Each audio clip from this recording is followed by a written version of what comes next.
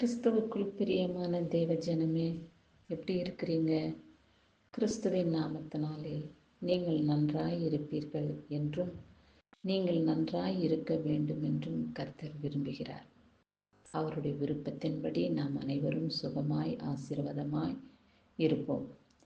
அது மாத்திரமல்ல, கடந்த நாட்கள் முழுவதுமாய் இந்த வருடத்தின் கடைசி வாரத்திலே நாம் வந்து நிற்கிறோம். கண்ணின் மணி போல கர்த்தர் நம்மை பாதுகாத்து கொண்டார். எந்த தீங்கும் துக்கமும் துயரமும் நம்மளை தொடாதபடி அவருடைய இரத்த கோட்டைக்குள்ளே நம்மளை மூடி மறைத்து பாதுகாத்த தேவனுக்கு நாம் நன்றி செலுத்துவோம்.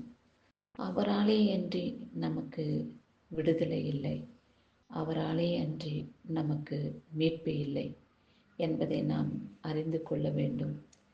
இயேசப்பா சொன்ன வார்த்தையை நான் நம்பி வாழும் பொழுது அதன் பிரகாரம் நம்முடைய வாழ்க்கையிலே நடந்தேறி வரும் என்பதை மனதில் வைக்கவும். ஆண்டவரே, இதுவரை நாம் உம்மை நினைக்காமலும் உம்மை துதிக்காமலும் உம்முடைய நாமத்தை மகிமைப்படுத்தாமலும் இருந்ததற்காய் உம்மிடத்திலே நான் மன்னிப்பு கேட்கிறேன். அப்பா, என் பாவத்தை மன்னியும். இதோ இப்பொழுது நீர் நல்லவர், வல்லவர், போதுமானவர், என்னுடைய வாழ்க்கையிலே நீர் வழிகாட்டியாய் இருக்கிறவர் என்று நான் அறிந்து உம்மை நோக்கி கூப்பிடுகிறேன். உம்முடைய பாதத்திலே அமர்ந்து நல்ல ஒரு ஆசீர்வாதத்தையும் நல்ல ஒரு மகிமையும் பெற்றுக்கொள்ள எனக்கு உதவி செய்யும் ஆண்டவரே என்று நாம் வேண்டிக் கொள்கிற பொழுது கர்த்தர் மனம் இறங்கி நம் மீது கவனம் வைத்து நம்மை ஆசீர்வதிக்கக்கூடிய தேவனாக அவர் நம் வாழ்க்கையிலே கடந்து வருவார். கர்த்தரின் நாளிலே நமக்கு என்ன வார்த்தை கொடுத்திருக்கிறார் என்று பார்ப்போமா? மத்தேயு 6ஆம் அதிகாரம் வார்த்தை என்னவென்றால், நீங்கள் வேண்டிக் கொள்கிறதற்கு முன்னமே உங்களுக்கு என்ன தேவை என்று அவர் அறிந்திருக்கிறார். இந்த வசனத்தை நீங்கள் கவனித்து பாருங்கள். அப்படி என்றால் கர்த்தர் நம் மீது கவனமாகவே இருக்கிறார் என்று அர்த்தம் அல்லவா? நாம் வேண்டிக் கொள்வதற்கு முன்னதாகவே கர்த்தர் நம்முடைய தேவைகளை அறிந்திருக்கிற தேவனாக இருக்கிறார். நாம் எதை குறித்தும் கவலைப்பட வேண்டிய அவசியமில்லை. இப்படிதான் நாம் எண்ணிக்கொள்ளுவோம்.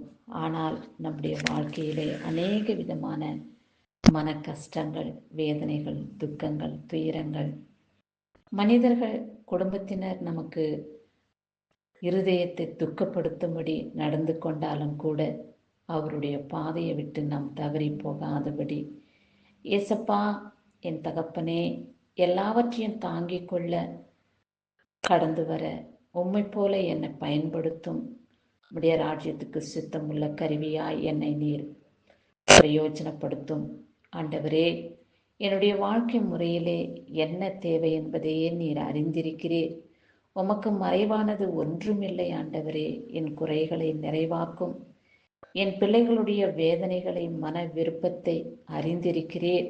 அவர்களுடைய மன விருப்பத்தையும் அவருடைய இருதயத்தின் யோசனையின் சிந்தனைகளையும் நீர் நிறைவேற பண்ணி உடைய ராஜ்யத்துக்கு சித்தமுள்ள கருவியாக, நாமத்துக்கு மகிமையாக, சாட்சியாக வாழ நீர் உதவி செய்யும். ஆண்டவரே, உம்மைதான் நான் நம்பியிருக்கிறேன், உம்மையே சார்ந்திருக்கிறேன். உம்முடைய பாதப்படியிலே நின்று ஜெபிக்கக்கூடிய இந்த வேண்டுகோளை நீர் ஏற்றுக்கொள்ளும் என்று நாம் வேண்டிக் கொள்ளும் பொழுது, பிள்ளைகள் நம் இடத்திலே வருந்தி கேட்கும், புலம்பி நம்மிடத்திலே அழுது வருத்தப்பட்டு கேட்கும் ஒவ்வொரு காரியத்தையும் நாம் செயல்படுத்துகிறோம் அல்லவா? பிள்ளைகள் இந்த தேவைகளை பூர்த்தி செய்ய வேண்டும் என்று நம்மிடத்தில் கேட்டுக்கொண்டார்களே என்ற எண்ணத்தோடு எத்தனையோ விதமான கஷ்டங்கள் நம்மை சூழ்ந்து கொண்டாலும் கூட பிள்ளைகள் தேவைகளை நாம் பூர்த்தி செய்யக்கூடியவர்களாக முற்படுவோம் அல்லவா? அதுபோல கர்த்தரிடத்திலே நாம் கேட்டுக்கொள்ளும் பொழுது அவைகள் எல்லாவற்றையும் அவர் நிறைவேற பண்ணி நம்முடைய ரட்சிப்பின் பாதையிலே நடத்தி அவருடைய பிள்ளைகளாக அவர் மார்போடு நம்முடைய அணைத்து அரவணைத்து பாதுகாத்து வழிநடத்துகிற தேவனாகிய இயேசு கிறிஸ்து நம்மோடு இருக்கிறார் என்ற ஒரு தைரியத்தோடு, மன கம்பீரத்தோடு நாம் வாழ்ந்து வருவோம். கிறிஸ்து என்னோடு இருக்கிறார், கிறிஸ்துவை நான் அறிந்திருக்கிறேன், கிறிஸ்து ஏசப்பா என்னை அறிந்திருக்கிறபடியினாலே எந்த விதமான சிக்கல்கள், வேதனைகள், துக்கங்கள், துயரங்கள், வருத்தங்கள் எனக்கு இருப்பினும் நான் ஒன்றுக்கும் கவலைப்பட வேண்டிய அவசியமில்லை. தேவன் என் சார்பிலே நிலைத்திருக்கிறபடியினாலே தேவனை ஸ்தோத்திரிப்பேன் என்று நன்றி இருதயத்தோடு நாம் கடந்து வருவோம். மன விருப்பத்தையும் மனத இருதயத்தின் யோசனைகளையும் கர்த்தர் நிறைவேற பண்ணி உங்கள் அனைவரையும் ஆசீர்வதித்து காத்துக்கொள்வாராக. ஆமென்.